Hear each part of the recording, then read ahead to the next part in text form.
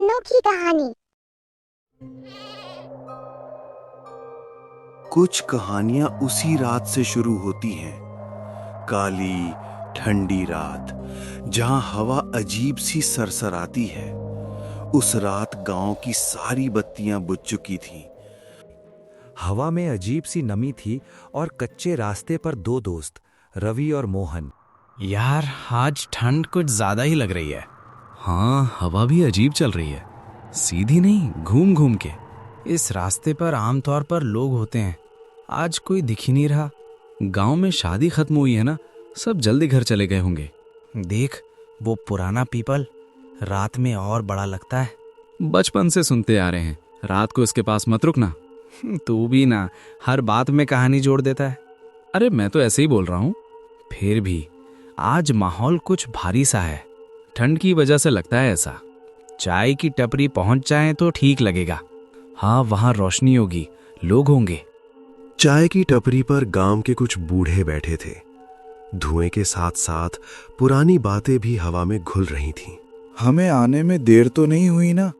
आज रास्ता भी बड़ा सुनसान था, ऊपर से ये ठंडी हवा मानो रास्ते पे लग रहा था। आज वही रात है जिस रात उसे निकलना होता है। कैसी रात? सुनाइए ना कहानी। ये बात आज से 20 साल पहले की है। बिल्कुल ऐसी ही काली ठंडी रात थी। गांव में शादी थी, ढोल बज रहे थे और मैं अकेला खेत के रास्ते घर लौट रहा था। तभी पीछे से किसी ने मुझे आवाज दी। काका जरा रुकना, मेरा रास्ता भटक गया है। मुझे घर इतनी रात को अकेली? नीला देखकर लौट रही थी, रास्ता बदल। सीधी सादी औरत लग रही थी, कांप रही थी और बार बार बस यही कह रही थी, मेरा रास्ता भटक गया है, मुझे घर पहुंचा दो। उसकी आवाज में डर था, आंखों में आंसू। उसके साथ चल पड़ा। वो आगे आगे चलती रही और मैं पीछे, पर जितना चलते गए रास्ता उतना ही अनजान होता गया।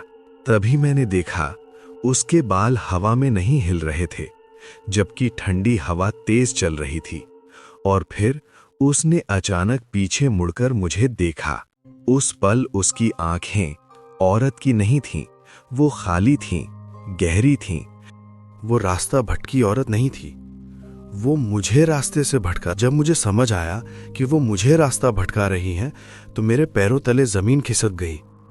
दिल जोर जोर से धड़क रहा था, लेकिन मैंने डर दिखाया नहीं। मुझे याद आया, मेरी माँ कहा करती थी, छलावा तब तक पीछा करता है जब तक तुम उसे इंसान समझते हो। मैंने जानबूझकर उससे कहा, बहन मेरा घर तो इधर है, तुम पहले आगे जाओ, मैं पीछे आता हूँ।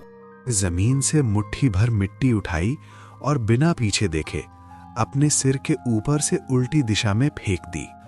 मैं किसी तरह वहां से बच निकला। बस उस रात के बाद मैंने ये कहानी कभी पूरी नहीं सुनाई। बूढ़े काका ने जैसे ही अपनी कहानी खत्म की, टपरी पर कुछ पल के लिए सन्नाटा छा गया। अचानक छन छन छन छन पायल की आवाज बिल्कुल पास से सुनाई देने लगी। सभी लोग एक साथ चौंक पड़े। अंधेरे रास्ते में एक औरत धीरे धीरे टपरी की ओर आती दिखाई दे रही थी। उसके सिर पर गहरा घूंघट था, चेहरा साफ दिखाई नहीं दे रहा था, लेकिन पायल की आवाज साफ सुनाई दे रही। भैया एक कप चाय मिल जाएगी? बूढ़े काका ने गौर से उसे देखा और बोले, मैंने तुम्हें इस गांव में पहले कभी नहीं देखा, और इतनी रात को? हमारे यहाँ तो कोई औरत बाहर नहीं निकलती। मैं इसी गांव में रहती हूँ। मैं रमेश की पत्नी हूँ। मौसी के घर से लौट रही हूँ। उनकी तबीयत बहुत खराब थी, इसलिए देर हो गई। अकेली लड़की है, कोई इसे घर छोड़ाए। मैं छोड़ देता हूँ। और दोनों अंधेरे रास्ते की ओर निकल गए। कुछ देर बाद बूढ़े काका, हमें रवि को उसके साथ नहीं जाने देना चाहिए था।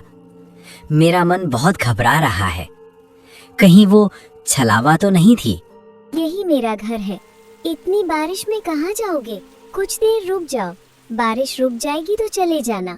रवि अंदर बैठ गया। तभी उसकी नजर दीवार पर टंगी एक तस्वीर पर पड़ी। तस्वीर में रमेश और उसकी पत्नी साथ खड़े थे, लेकिन दोनों की तस्वीर पर माला चढ़ी हुई थी। रवि के पैरों तले जमीन खिसक गई। पायल की वही आवाज फिर गूंज उठी। दरवाजे के पास वही औरत खड़ी थी। वो धीरे धीरे रवि की ओर बढ़ने लगी। रवि की आंखों के आगे अंधेरा छा गया। वो वहीं बेहोश होकर गिर पड़ा। आखिरकार सब लालटेन लेकर रमेश के घर की ओर चल पड़े। गांव वाले भी घर तक पहुंच चुके थे। उन्होंने आवाज लगाई, रवि, अरे रवि, अंदर ही है ना?